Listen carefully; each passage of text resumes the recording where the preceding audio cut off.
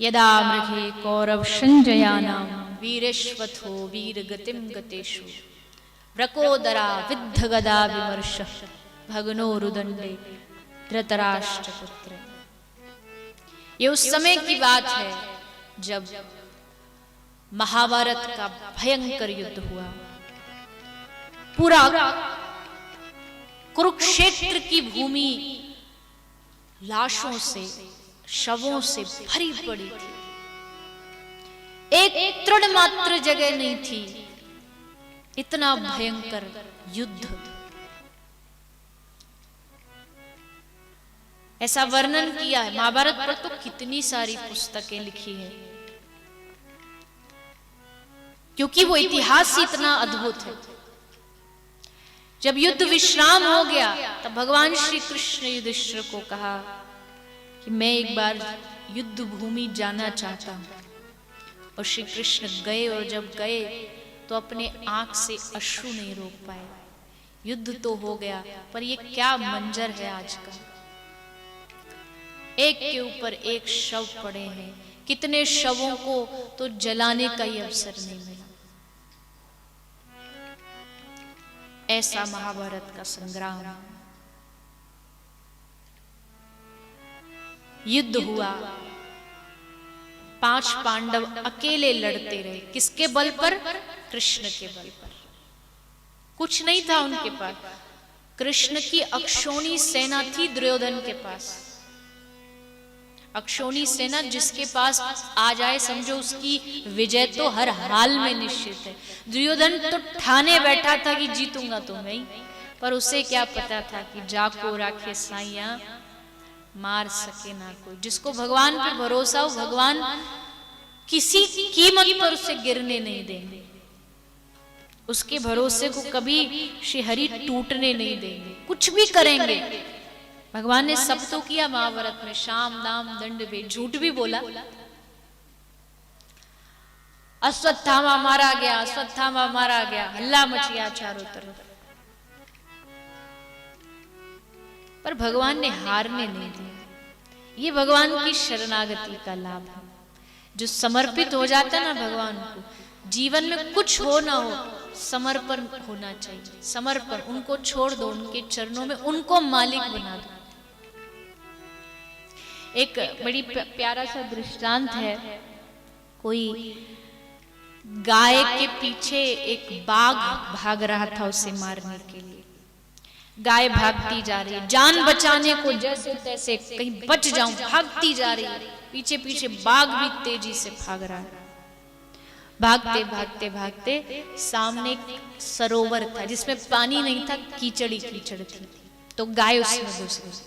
बाघ भी पीछे पीछे घुस गया। गाय भीतर चलती चली गई, अंदर घुसती चली गई। बाघ भी घुसता चला गया, और ऐसे दलदल में जाके दोनों फंस गए, गाय भी और बाघ भी। घंटा भर हो गया फंसे फंसे, ना बाघ निकल पा रहा ना गाय। पर बाघ चिंता में है कि अब तू फंस गया यहाँ पे, अब तू यहीं पड़ा पड़ा मरेगा, तुझे खाने को कोई मिलेगा नहीं, अब तू मरेगा। परेशान। गाय मुस्कुरा रही है, वो बिल्कुल भी चिंता में नहीं है। तो बाघ ने उस गाय से पूछा कि अरे बहन, तू ये बता, तुझे किसी बात की चिंता नहीं है, तू मुस्कुरा रही है, जबकि मैं बाघ हूं, मुझ में ज्यादा शक्ति है, पर मुझे डर लग रहा है और तुझे नहीं लग रहा, ऐसा क्यों? तो गाय ने बड़ा सुंदर उत्तर दिया। गाय कहती है, तेरा कोई मालिक नहीं है, तू लावारिस है, मेरा मालिक है। मैं किसी के घर की गाय हूं, और जब वो देखेगा ना कि गाय शाम को घर नहीं आई तो ढूंढेगा, और ढूंढता ढूंढता यहां आएगा और मुझे इस कीचड़ से बाहर निकालेगा। इसलिए जीवन में एक मालिक का होना आवश्यक है। एक मालिक हो जो आप खो भी जाओ तो वो आपको ढूंढे कि तू है कहां, कितने दिन हो गए तू दिख नहीं रहा। मालिक हो। लावारिस रहोगे तो बाघ जैसे कहीं ना कहीं कीचड़ में फंस जाएंगे। मालिक कौन हो? बोले सबसे बड़ा मालिक तो इस विश्व में एक ही हो सकता है, सबकी डोरी को चलाने वाले, उनको मालिक बना दो। बस सब छोड़ दो उन पे, उनके चरणों में विश्वास करके एक बार छोड़ के देखो तो सही, करके एक बार कोशिश तो करके देखो।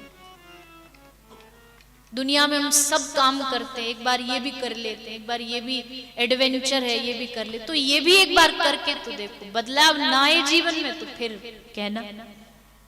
अभी तो हम खुद ही मालिक बने बैठे हैं अपने जीवन के, हम चलाएंगे, हम बड़ा काम करेंगे, हम ऐसा करेंगे, हम वैसा करेंगे, इसलिए कुछ नहीं हो रहा, क्योंकि मैं ही मैं है, जो कुछ है मैं करूंगा, मैं ऐसा करूं। जिस दिन उस पर छोड़ दिया, मैं मेरा नहीं तू तेरा,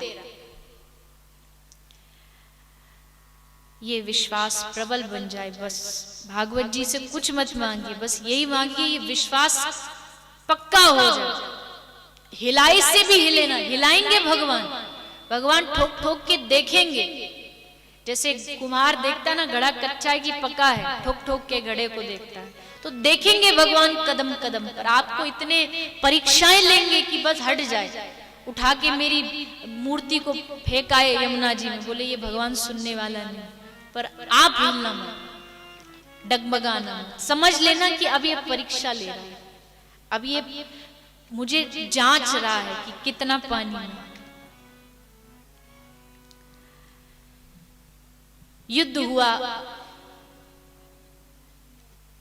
भीम ने दुर्योधन की जांघ को अपनी गदा से तोड़ दिया।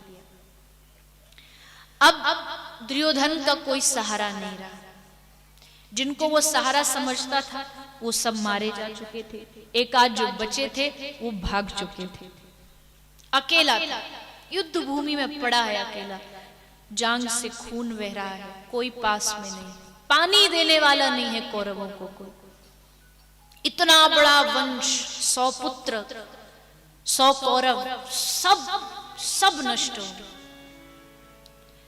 तब वहां आया अश्वत्थामा। अश्वत्थामा ने दुर्योधन को थोड़ी सी तसल्ली दी।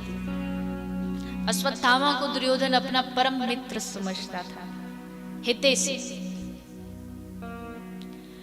अश्वत्थामा ने कहा देखो क्या दशा है तुम्हारी, आज कोई नहीं है तुम्हारा, तुम्हारे पास पड़े हो युद्ध भूमि में, पता है इसका कारण क्या है? बोले क्या कारण है? बोले कारण यह है कि तुमने मुझे मौका नहीं दिया अपनी सेना की अगुवाई करने का, मुझे तुमने सेनापति नहीं बनाया। अभी भी मौका है, 18 दिन के युद्ध में अभी भी बाकी है समय, आज रात तो बाकी है, आज भी कुछ हो सकता। दुर्योधन ने कहा ठीक है तुम मेरे सेनापति, जाओ जो कर सकते हो करो। चला गया, पहुंचा पांडव शिविर में, पांचों पांडवों को लेकर के श्री कृष्ण गए हैं गंगा स्नान के लिए, और पीछे से अश्वत्थामा आया। पांचों बालक जो पांडवों के बालक थे, जो शिविर में सो रहे थे, उन सब के सर को धड़ से अलग करके काट करके दुर्योधन के पास ले आया। दुर्योधन के सामने उपस्थित हो गया, जय हो जय हो जय हो महाराज, जो कोई नहीं कर सका मैंने कर दिखाया। दुर्योधन भी खुश हुआ, लेकिन जब उसने ध्यान से देखा तो पता लगा कि ये तो पांडव नहीं है, ये तो पांडवों के पुत्र हैं। तो ऐसा लिखते कि दुर्योधन भी उस समय दुखी हुआ कि ये तूने क्या कर दिया, निहत्थे बालकों को मार दिया, बाल हत्या। उधर जब श्री कृष्ण गंगा स्नान से वापस लौटे, पता लगा कि ये सब किया धराया अश्वत्थामा का है, तो प्रभु रथ पर विराजमान होकर युद्ध करने गए। अश्वत्थामा को बांध करके, ब्रह्मास्त्र का उपयोग करके बांध के उसको रस्सी से घसीट करके ले आए सभा में द्रौपदी के सामने। ये ले द्रौपदी, तेरे असली दंड देने की अधिकारी तू है, क्योंकि इसने तेरे पुत्रों को मारा। बोल क्या करे इसे, जो तू दंड देगी हम इसको तेरे सामने दंडित करेंगे। इसका सर धड़ से अलग कर दे, उसको फांसी पे चढ़ा दे, क्या करे? तब द्रौपदी कहती है अगर आप मुझसे पूछते हो और चाहते हो कि जो मैं चाहूं वही हो, तो एक काम करो, इसे छोड़ दो और घर भेज दो। अरे द्रौपदी तू क्या बोल रही है, इस बाल हत्यारे को घर भेज दे, इसने 5 बच्चों को मारा है, इस पापी को तो एक क्षण भी जीने का अधिकार नहीं, इसे तुरंत मार देना चाहिए। भीम एकदम रोष में आके बोले, ये क्या कह रही हो द्रौपदी? तुमको अपने बालकों के मरने का जरा भी दुख नहीं है? द्रौपदी कहती है, हाँ मुझे दुख तो है, और दुख इस बात का भी नहीं कि बच्चे गए, दुख इस बात का है कि मेरे बालक तब गए जब वो कृष्ण का नाम भी नहीं ले सकते थे सोते हुए। मुझे इस बात का दुख अधिक है, पर मैं ये भी जानती हूँ कि अगर ये मरेगा तो हमारी जो गुरु माता है, यानी इसकी जो माँ है, उसको भी तो दुख होगा। इसके मारने से मेरे पुत्र वापस नहीं आने वाले, और मैं नहीं चाहती कि जो दुख मुझे मिला है वो गुरु माता को मिले, इसलिए छोड़ दो, जाने दो। इतनी दया। कृष्ण ऐसे ही द्रौपदी को अपनी बहन थोड़ी कहते हैं। इतने गुण किसमें होंगे कि बच्चों को मारा रो कर छोड़ दो। द्रौपदी भी परम भक्त है भगवान की, परम प्रेमी है, सखी है कृष्ण की। कृष्ण को अपना सखा मानती है। भगवान उसको अपनी बहन, अपना नाम तक दे दिया कृष्ण।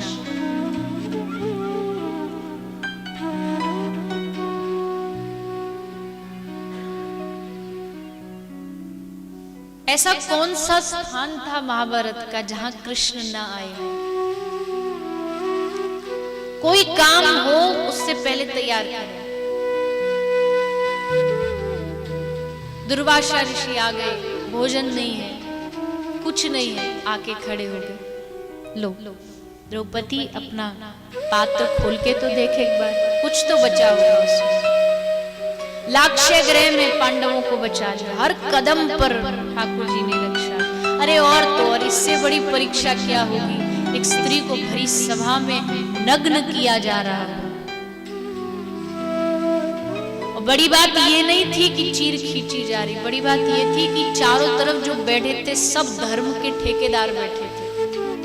धुरंधर, पितामह भीष्म, कृपाचार्य, धृतराष्ट्र, सब चुप बैठे, मौन, कोई कुछ बोल नहीं पा रहा। तब उस समय असली परीक्षा जब हुई, जब दुख आता है ना, तब समझ में आता है कि आपको प्रिय कौन है। आपको संसार वाले याद आते हैं कि आपको अपने ठाकुर याद आते हैं, तब पता लगता है। द्रौपदी ने भी खूब समय बर्बाद किया, संसार के लोगों के पास जा, पति के पास, पिता को पुकारा, भाई को पुकारा, ससुर को पुकारा, पर कोई नहीं आया। सब नजर झुका के आज सब नीचे बैठे। तब अंत में द्रौपदी को समझ में आया कि कहां भाग रही है तू, किनके पास भाग रही है? ये तेरी रक्षा करेंगे जिनका सर शर्म से नीचे झुका हुआ है। अरे उसको बुला ना जो हर समय तेरे साथ रहता है। और फिर द्वारिका तक आवाज पहुंची, गोविंद द्वारिकावासं कृष्ण गोपी जनप्रिय कौरवै परिभूतानां किम न जानासि केशव। और फिर जो अद्भुत चमत्कार हुआ वो बताने की क्या आवश्यकता है। साड़ी है कि नारी है, नारी है कि साड़ी है। चीर बढ़ता चला गया, बढ़ता चला गया, बढ़ता चला गया। तो द्रौपदी कह रही छोड़ दो, जाने दो इसको। कुछ लोग इस बात से सहमत हैं, छोड़ दो, कुछ नहीं है। दो पार्टियां हो गई, एक समर्थन में, एक विरोध में। अर्जुन ने सोचा क्या करूं, किसका साथ दूं?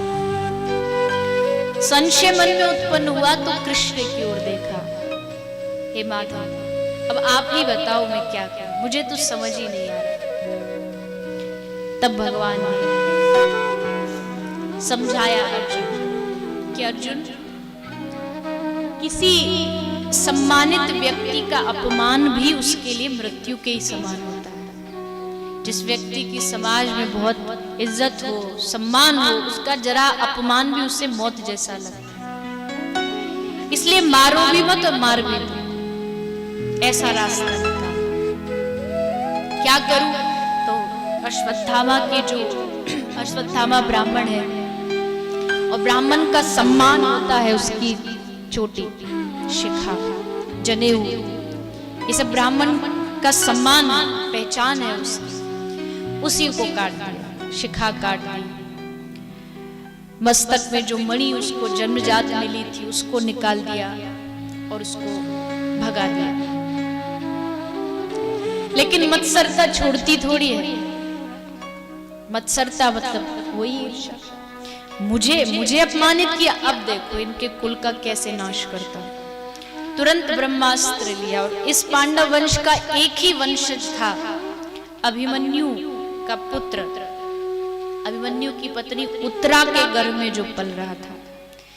ब्रह्मास्त्र छोड़ा सीधा उत्तरा के गर्भ में।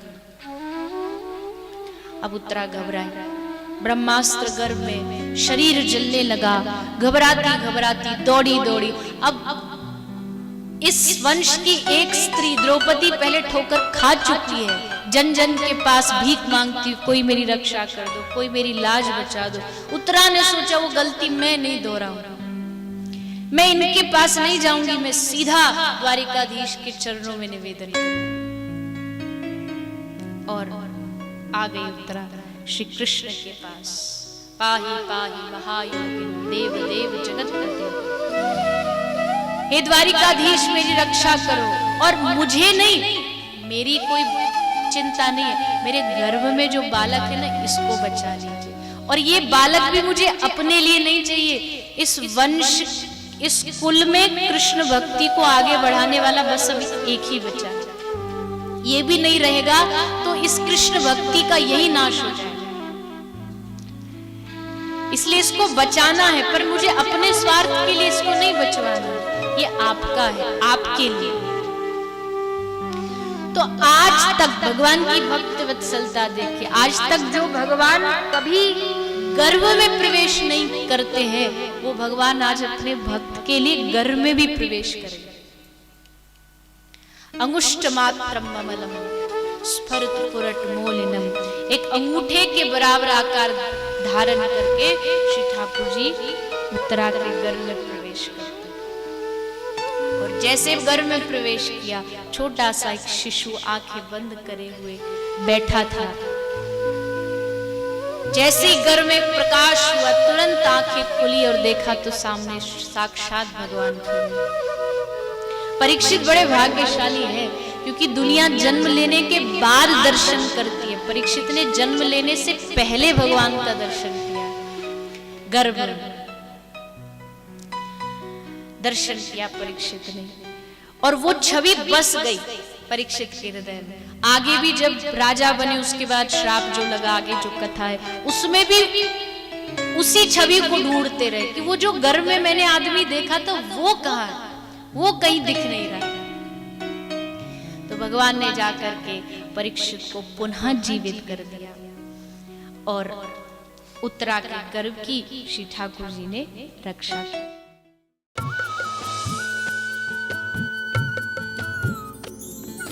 सर्वधर्म संगम, धर्म के सच्चे प्रहरी।